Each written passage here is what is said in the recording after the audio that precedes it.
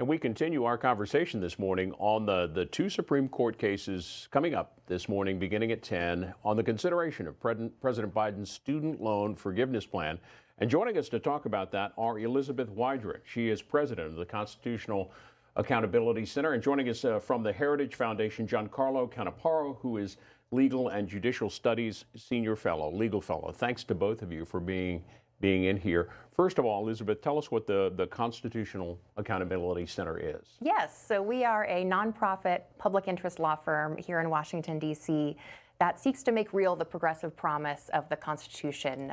We look at the whole Constitution as amended over time by generations of activists and abolitionists that has pushed our country along an arc of progress and made our country, through these constitutional changes, more inclusive, more equitable, and has made our national charter more just. As we get underway our conversation this morning, we did this earlier in the program, but I want to remind viewers of the plan that the president announced last August, which would cancel up to $10,000 in federal student loan debt for those making $125,000 a year or less, or couples $250,000 in annual income. If you're a Pell recipient, additional $10,000 in debt forgiveness. There will be $43 million, 43 million borrowers, I should say, and eligible for that debt forgiveness. 20 million of those could have the debt erased entirely. The CBO says, Congressional Budget Office, saying the program costing about $400 billion over the next 3 decades. So to both of you, there's more here, and Giancarlo, I'll ask you first, there's more here at stake than just the legality of the president's plan. There's also the consideration of whether the states, in the first case, have the legal standing to bring the case.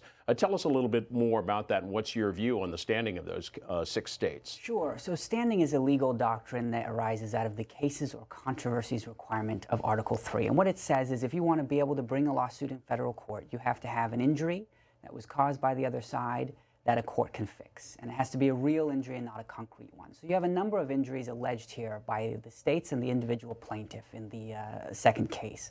And you only need one plaintiff to reach the merits. So I'll focus on the lead plaintiff in each case. Nebraska and Missouri, actually Missouri has probably the strongest argument for standing. And what Missouri says is it has suffered harm or will suffer harm for this debt cancellation plan because it operates a state entity called MOHELA, which services student loans. So it gets paid money for every student loan that the federal government issues in which it services. And that when Biden cancels student loans, it will suffer the loss of that revenue.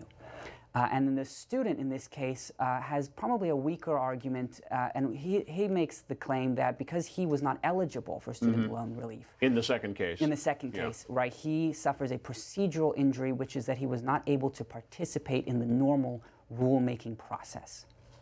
So in the standing issue, Elizabeth Wydra, the court has shown a very to be favorable, both in Democratic and Republican administrations, be favorable to the issue of standing. What do you think the court will see when they take on that first case today? Yeah, I think that's going to be a really big issue, and the United States, who will be represented today by the Solicitor General Elizabeth Freelager, will make a very strong argument that there isn't standing here, that you don't even get to the merits of the case because MOHELA, as Giancarlo discussed, isn't an arm of the state. It's an independent corporation. It could sue on its own behalf if it wanted to, and the individuals who are suing want greater debt relief, but if they declare the plan unlawful, no one will get any relief, so that there isn't a related injury.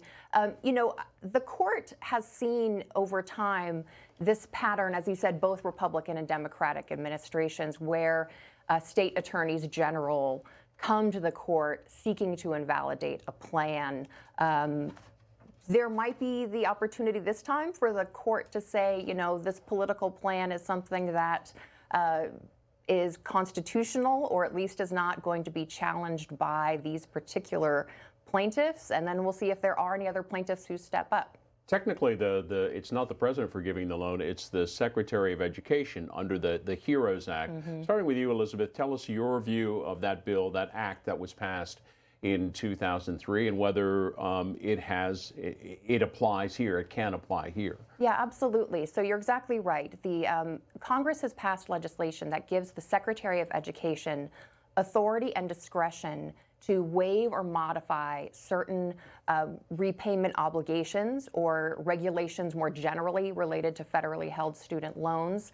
And here, the HEROES Act particularly discusses national emergency. As we all know, the COVID-19 pandemic has been a declared national emergency since President Trump first made that declaration. And in response to that, we've seen the Trump administration's Secretary of Education, Betsy DeVos, first put a pause on student loan repayments and interest accruals for all federal loan borrowers. That was extended by the Trump administration, extended by the Biden administration.